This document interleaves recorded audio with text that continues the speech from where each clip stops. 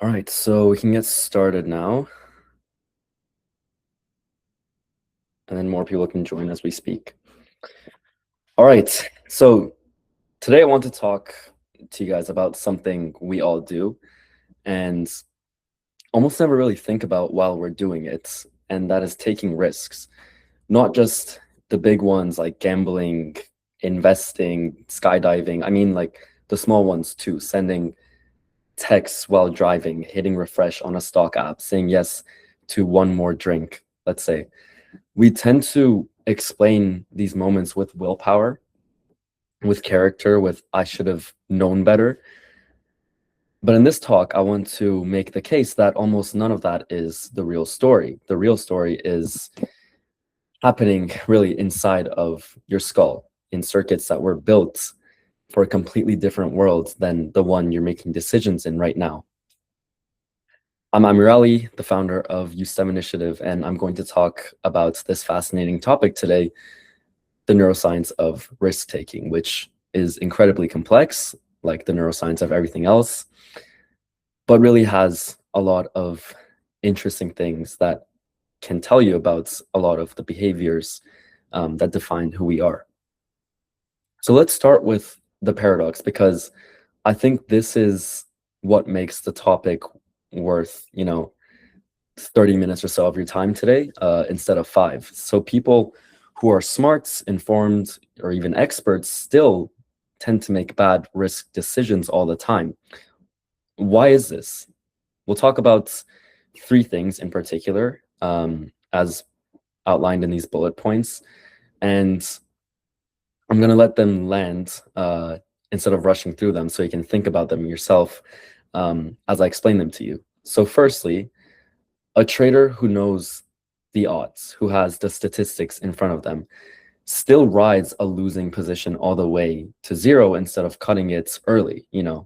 Um, and this really speaks to the sunk cost fallacy in a lot of ways. But, you know, even experienced traders still make these mistakes all the time. Another one is a driver who can recite the exact statistics on distracted driving, but still looks down at a text on their phone as they're driving, going 70 miles per hour or whatever. And another one is a gambler who understands the house edge perfectly well, still feels in their gut that the next hand is due rather than stopping and taking the money that they've earned through gambling. So here's the thing. This isn't a stupidity problem, and it isn't necessarily a discipline problem either. If it were, then giving people more information would fix it, and it doesn't, not reliably. What I want to convince you of in this session is that this is an architecture problem. I'm talking about the architecture of our brain. Your brain has 2 different systems that are constantly in this tug of war and making every decision that you make, and they don't necessarily agree with each other. And one of them is actually a lot louder than the other one, and also a lot faster. That is really today's question for this session. What's actually happening in there in the seconds before you make a risky choice, and why does it so often overrule what we know to be true? So let's meet these 2 systems that I'm talking about. On one side, you've got the limbic system. This is the fast, emotional, automatic side of the brain. It includes the amygdala, which we'll get into in a minute, the striatum, which is central to how you process reward, and the dopamine pathways that run through both of them. This system evolved to react in milliseconds, really fast. It does not wait for you to finish thinking. It was built for a world where hesitating for even half a second in front of a predator was the difference between living and not living. So it jumped straight to action a long, long time before philosophy or something like financial literacy existed. On the other side, you've got the prefrontal cortex at the front of your brain. This is the newest part of the brain, evolutionary speaking, and it's also the slowest to develop in each of us individually. It's not fully wired until your mid-20s, around 25. This is the part that weighs consequences, holds your actual goals in mind, and can, when it's working well, override the impulses from the limbic system. And here's the part that matters most for this session. The prefrontal cortex is also the first system to go quiet under stress, under fatigue, under strong emotion. It's a very sensitive part of the cortex. Exactly when you need it to referee the most, the referee, being the prefrontal cortex, is the one that is most likely to leave the room, unfortunately. And that really ties to, it's the amount of time it's had to develop. Your prefrontal cortex, again, is the newest part of your brain, hasn't had as much time to develop. And that's why in certain situations, like I said, when you're stressed, fatigued, or under strong emotions that are driven by your limbic system, it tends to shut down in a sense, and it's not in the driver's seat. And so every risky decision that you make is really a negotiation between these two systems, and the outcome of it depends a lot on which one is the loudest in that particular moment, and not necessarily which one is correct. So let's zoom in to the fast system first, starting with the amygdala. This little almond-shaped structure can flag a potential threat in about 12 milliseconds. For context, a single blink takes somewhere around 100 to 400 milliseconds. So your amygdala has already made a call on whether something is dangerous before you've even physically finished blinking, which is insane. And this is also long before you've consciously registered what you're looking at. Now, a few things worth sitting with here. First, uncertainty itself activates this circuit, not just confirmed danger. Your brain doesn't need to know that something bad is happening. It just needs to know that it is happening, and that ambiguity alone is enough to trip the alarm. This is a big part of why unpredictable situations feel stressful even when nothing has actually gone wrong yet. Second, once that alarm is triggered and your amygdala is activated, it recruits your entire body before your prefrontal cortex even gets a vote. Your heart rate changes, attention narrows, posture shifts, all before you've had a single conscious thought about the situation. And third, this one's important for anyone dealing with chronic stress, especially repeated stress actually enlarges this circuit's influence over time and shrinks the prefrontal cortex ability to talk it down. So if you've been in a stretch of chronic stress, your alarm system isn't just louder in the moment, it's actually structurally gaining ground over your brakes. Now let's flip to the reward side. And when I talk about reward, you probably think about dopamine, and yes, that is what I'm going to talk about, because I think this is the single most misunderstood piece of neuroscience and pop culture. Everyone calls dopamine the pleasure chemical, and that's not really accurate, because dopamine is better understood as a prediction signal, not a pleasure chemical. And I'm going to explain some evidence for that. Dopamine neurons fire most when an outcome is uncertain, not when it actually pays off. If you give an animal or a person a completely predictable reward, the same treat, the same paycheck, the same result every single time, the dopamine signal barely moves after a while. But make that reward unpredictable, create some kind of anticipation, make it variable, and the signal spikes hard, especially in the moment of anticipation, before you even know what you got. And this explains something that used to really puzzle researchers in neuroscience. Why does a near miss feel almost as good as an actual win? Slot machine players know this instinctively. 2 cherries and then almost a third. That near miss recruits nearly the same reward circuitry as an actual win does. Your brain treats, that so close feeling as functionally similar to a yes or a win, essentially. And that's not a coincidence. It's, that things like slot machines, loot boxes in video games, infinite scrolls, social feeds, they are all explicitly engineered around this same exact mechanism.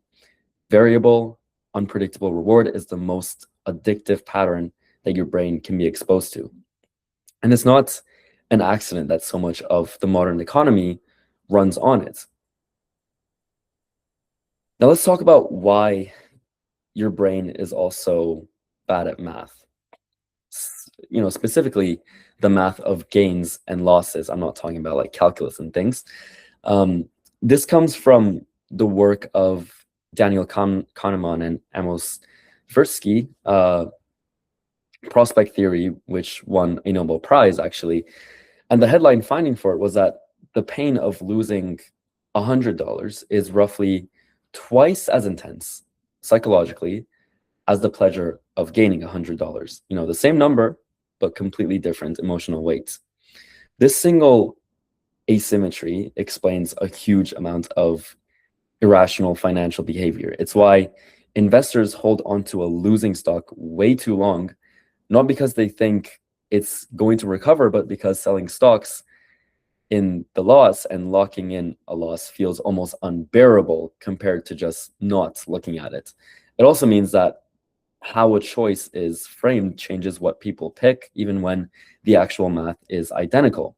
Tell someone they have a 70% chance of keeping their job, and they react completely differently than if you tell them there's a 30% chance they'll be laid off. Same number, totally different decision. It's very psychological.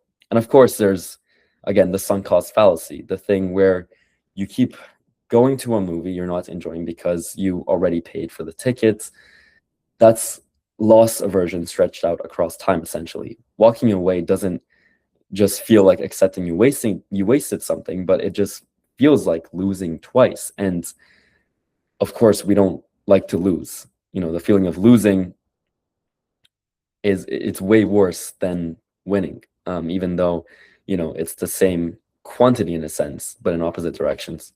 So here's something I think people really underestimate. Your risk tolerance is not a fixed personality trait. It changes from hour to hour, depending on your internal states, not on the actual odds in front of you.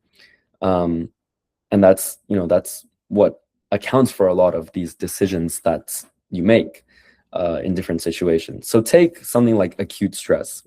When you're stressed, your system floods with hormones like cortisol and adrenaline, and that narrows your attention and tilts you toward fast emotional decisions over slow, deliberate ones. You are quite literally a different decision maker under stress than you are when you're calm, even though the math of whatever you're deciding hasn't even changed at all.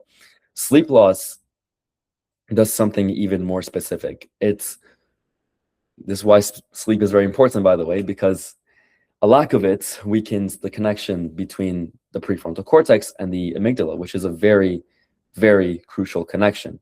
So when you're sleep deprived, the brakes don't just feel weaker, they're structurally slower to respond right at the moment that you need them the most. This is why the same person can make a completely sound decision on a Tuesday morning and a wildly different one at 1 in the morning after a stressful and sleepless week. It's not, a different person. It's the same person, but it's just running on a different state of the same hardware, essentially. And so risk doesn't happen in isolation either. It's deeply social, and this is one of my favorite things in the field. Merely being watched by peers raises activity in your brain's reward circuitry during risky decisions, even when absolutely nothing about the actual risk has actually changed. The math of the bets is identical whether you're alone or being watched, but your brain treats it differently. That's the key of this. There's also a kind of social contagion to risk. Watching someone else take a risk, and you might, relate to this yourself. When you watch someone else take a risk and succeed, primes your own brain to underweight the downside the next time you're in a similar spot. So you didn't run the numbers again, you just watched someone else win, and your risk calculus quietly shifted, and you became overly confident that you're also going to win, and you don't really think about that risk you're about to take when typically 9 times out of 10 the odds are against you. And groups amplify this even further. The average risk a group lands on is often higher than what any individual member would have chosen alone. That's not because everyone in the group is reckless or anything, it's just a group dynamic. And this circuitry, again, is loudest of all during adolescence, when the reward system is already at peak sensitivity and the prefrontal cortex still has years left to mature. Again, doesn't mature fully until the age of 25. So when we talk about teenage risk taking, which is obviously a very hot topic, the honest answer isn't they don't understand the danger. It's that the reward feels a lot more intense to them, especially with peers watching, while the braking system is still mid construction. Now, I want to take a moment here because I think this deserves to be said plainly. A lot of modern technology is not accidentally exploiting these circuits. It is deliberately engineered around these circuits, actually. Slot machines are the clearest example of this. Variable, unpredictable, payouts on every single pull, and that near-miss experience isn't a side effect, it's a design feature because it keeps the dopamine signal firing while, without having, that house actually pay out. You don't gain any money, but just being close to gaining it seems to fire that dopamine that would be fired if you were to win on a slot machine. And the same thing applies to trading apps and betting apps. They do the same thing, but with a different costume. Real-time price ticks, live odds that update constantly, let's say throughout a game. These recreates the exact same unpredictable, anticipation-driven pattern as a slot machine. They're just dressed up, differently as financial literacy or sports knowledge instead of just pure luck and entertainments that you would get at a casino, let's say. And I want to be clear about something. Knowing this mechanism doesn't make you immune to it. I know it, you know it, or at least you now know it, and none of us are actually suddenly immune to all of this. What it does is make you harder to fool by it because you can recognize the pattern instead of mistaking the feeling of anticipation for the feeling of having actually made a good decision. So given all that, what actually works here? Not vague advice like use more willpower. No, that's not really going to help because we've just spent, I don't know, 15, 20 minutes establishing why that's not a reliable lever. These are just tools that work with the architecture instead of against it. So I'm going to give you some tips here. First, pre-commit before the moment. Decide your exit points, your position size, your walkaway line while you are calm and not driven entirely by those emotions and rewards. Not mid-bet when the limbic system already has the floor and the prefrontal cortex is essentially offline. Second, add friction, a short delay, an extra step, a confirmation screen before a risky action gives the slower system time to load back in before you act. And this is why some trading platforms and some self-imposed rules use a deliberate pause. It's not bureaucracy for its own sake. It's giving your brakes a chance to catch up. Third, reframe the loss. Ask yourself what a stranger would do holding this exact same position right now, not what you've already sunk into defending it. That question really sidesteps the sunk cost trap, almost entirely. And last but not least, name your state, not just the odds. Before you check the numbers, check whether you're stressed, tired, or excited, because we've established that those states change how you weigh the exact same risk. Again, stress, fatigue, these things really impair your decision-making ability because your prefrontal cortex is not able to function properly in those states. So you have to name your state, and that can really change everything because knowing your state is itself the most useful information when it comes to taking risk and understanding your own brain and behavior, which can allow you to, in the long run, make better decisions overall. And now here's where I want to leave you. Your brain is not broken, absolutely not. It's running software that was built for an ancestral world, not a casino floor or a trading app or a betting app. Every mechanism we talked about in this session, the fast amygdala, the prediction hungry dopamine system that you have, the asymmetry between gains and losses, sunk cost fallacy, everything, all of it made excellent sense to us humans for hundreds of thousands of years of our history. And it just wasn't built for slot machines or 24-hour markets, in the modern day, in this modern world, where technology governs much of our lives and is very useful, but also can really trick us into doing things that we have not been evolutionarily primed to deal with. And the goal of all of this was never zero risk, and I don't think it should be. Risk is how anything interesting gets done, right? I mean, you should take risks. Shouldn't always play it, easy and cool, because it's taking risks can, if it's not in something that can harm you in any way or doesn't have tremendous losses, it can lead to great things, and I'm not talking about betting or casinos or gambling. No, don't do any of that. But when it comes to other things in life, taking that kind of pushes you out of your comfort zone, even if you don't feel comfortable doing it. And ultimately, risks can lead to great rewards, much greater rewards than if you try to play it cool and easy, and not push yourself out of your comfort zone. So no, absolutely not. The goal is never zero risk. I don't think it ever should be, okay? Risk is how anything interesting gets done, once again. And the thing is, the goal is choosing your risk on purpose, with the slower system actually given a real seat at the table instead of getting overridden every time. And I'm talking about your prefrontal cortex. Give yourself time to think through things before actually making a decision, before taking a risk for something, not simply being driven by your emotions and rewards, because 9 times out of 10, that will lead to some kind of loss that, believe me, you would not want to get. And that doesn't start with some big resolution. It starts the next time you feel the pull, the next time your heart rate ticks up before making a decision. And you give yourself 1 extra second to notice it. And that 1 extra second is, believe me, the most important second, because, sorry, I'm just getting a call.